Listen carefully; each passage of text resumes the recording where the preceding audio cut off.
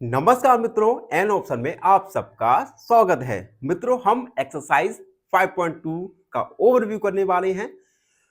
5.2 में हम जानेंगे लाइंस और ट्रांसवर्सल के बारे में। चलिए ओवरव्यू स्टार्ट करते हैं। सबसे पहले इंटरसेक्टिंग लाइन। इंटरसेक्टिंग लाइन कब ड्रॉ होगी? जब टू लाइंस किसी एक पॉइंट पर एक दूसरे को इंटरसेक्ट यानी काटेंगी। फॉर एग्जाम्पल, यहां पे ए बी और C D line point A पर काट रही है। It means A B intersect कर रही है सी डी को, या C D intersect A B को कर रही है पॉइंट ओ पर। ठीक है, उसके बाद ट्रांसवर्सल। अभी ट्रांसवर्सल क्या है इस बारे में जानेंगे। तो देखो, जैसे दो लाइन है, इन लाइन का हम नाम देते हैं लाइन को ए और बी। दो लाइन है, इन दोनों लाइन को अगर एक तीसरा लाइन काटे तो उसे हम कहेंगे ट्रांसवर्स। ठीक है, जैसे यहां ए और बी आर लाइंस हैं, जबकि लाइन एल एक ट्रांसवर्सल है, क्योंकि लाइन ए और बी को लाइन एल डिफरेंट पॉइंट्स पर काट रही है, इंटरसेक्ट कर रही है।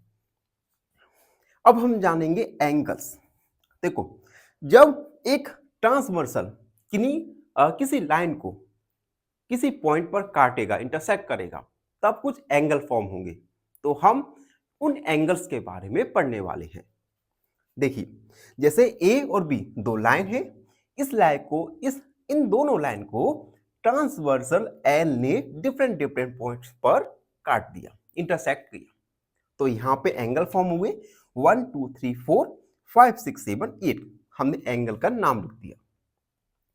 अब हम जानेंगे इंटीरियर एंगल के बारे में। तो आप देख सकते हैं, जो ट्रांसवर्सल के जो अंदर का पोर्शन हुए, ठीक है, इस अंदर वाले भाग में जो भी एंगल फॉर्म हो रहे हैं, इन एंगल्स को कहेंगे हम इंटीरियर एंगल्स। तो इंटीरियर एंगल्स क्या होंगे आप देख सकते हैं, 3 4 5 6 इंटीरियर एंगल्स 3 4 5 6, यानी ट्रांसवर्सल के जो अंदरूनी एंगल्स हैं, इंटीरियर एंगल है। इंटीरियर जगह पर जो एंगल फॉर्म हो रहे हैं उन्हें इंटीरियर एंगल कहेंगे। सिमिलरली एक्सटीरियर एंगल, तो ट्रांसवर्सल के जो बाहर एंगल फॉर्म हो रहे हैं, जैसे 1 2 8 और 7, ये एक्सटीरियर एंगल होंगे। तो एक्सटीरियर एंगल 1 2 एंड 7 8। क्लियर हुआ? इंटीरियर जो ट्रांसवर्सल के अंदर बने, एक्सटीरियर जो ट्रांसवर्सल के बाहर एंगल्स बने। ठीक है, यहां तक मुझे नहीं लगता कोई भी डाउट होगा आपके मन में। अब हम जानेंगे पेयर ऑफ कॉरस्पॉन्डिंग एंगल्स। अब ये कॉरस्पॉन्डिंग एंगल्स क्या होते हैं, देखिए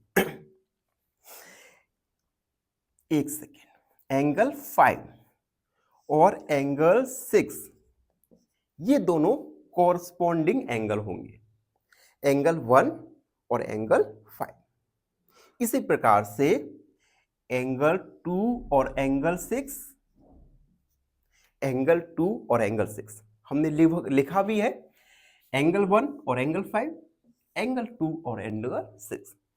इसी के साथ साथ एंगल 4 का कॉरस्पॉन्डिंग एंगल है एंगल 8, और एंगल 3 का कॉरस्पॉन्डिंग एंगल है एंगल 7। तो आप देख सकते हैं, एंगल 4 और एंगल 8 और एंगल 3 और angle 7, these are the pair of corresponding angles। ठीक है, और अब आएगा pair of alternate interior angle. Alternate interior angle, पहले मैं ये रफ कर दूं जिससे आपको आसानी से आप समझ पाएंगे। अब देखिए, पेयर ऑफ इंटीरियर, सबसे पहले तो ये एंगल अंदर बनेंगे ट्रांसवर्सल के, क्योंकि इंटीरियर का यूज किया गया है इन्होंने। अब देखो, अल्टरनेट इंटीरियर एंगल, देखो 4 4, ठीक है, एंगल 4 और एंगल 6, एंगल 4, एंगल 6, ये दोनों अल्टरनेट है और इंटीरियर है। ठीक है, अब सिंपल सी भाषा में समझो, जैसे हम जेड बनाते हैं तो इस जेड के जो इनर में है जी, यहां पर दो जेड बन जाए, एक जेड बना दिया। अब ये एंगल इंटीरियर या एक्सटीरियर ऑल्टरनेट एंगल कहते हैं। ठीक है, और ये दोनों एंगल हमेशा इक्वल रहेंगे। अब आगे बढ़ेंगे तो देखो, एंगल 4 और एंगल 6 इंटीरियर एंगल होंगे, एंगल 3 और 5 ये दोनों ही ऑल्टरनेट इंटीरियर एंगल होंगे। इसी के साथ साथ ऑल्टरनेट एक्सटीरियर एंगल जो कि बाहर बनते हैं 1 और 7, 2 और 8, एंगल 1 और 7 और एंगल 2 और 8, ये हुए अल्टरनेट इंटीरियर और एक्सटीरियर एंगल्स। ठीक है, अब आगे बढ़ते हैं। अब कुछ पॉइंट्स हैं जो हमें याद रखना है। इन पॉइंट्स का हम यूज करेंगे जब हम एक्सरसाइज 5.2 के क्वेश्चन आंसर्स को सॉल्व करेंगे। पहला point, corresponding angles are equal. जो भी पेयर है कॉरस्पॉन्डिंग एंगल्स के, ये इक्वल रहेंगे। फॉर एग्जांपल, कॉरस्पॉन्डिंग एंगल 1 और 5 का पेयर था तो 1 और 5 इक्वल रहेंगे, 2 और 6 इक्वल रहेंगे, एंड 4 और 8 एंगल और एंगल 3 और एंगल 7 ये सारे के सारे इक्वल रहेंगे। ठीक है, और आपको पता भी है कॉरस्पॉन्डिंग एंगल्स, एंगल 1 के साथ एंगल 5, 2 के साथ 6, ठीक है, 3 के साथ 7, ये कॉरस्पॉन्डिंग एंगल्स होते हैं जो कि इक्वल होते हैं।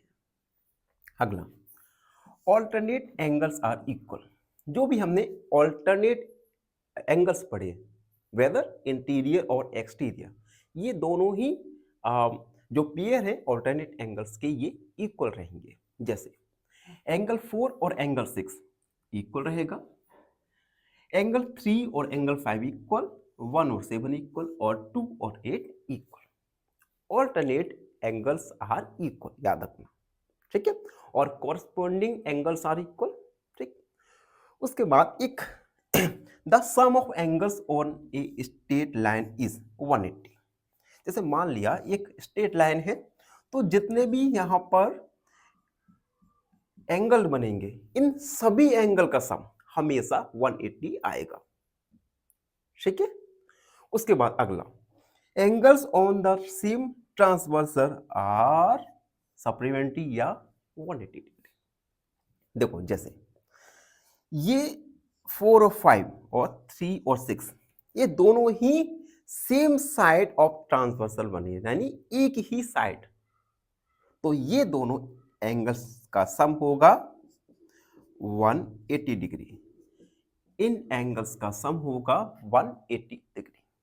ये थ्योरम का इन सब थ्योरम का यूज हम जब क्वेश्चंस को सॉल्व करेंगे, जब हम उपयोग करेंगे।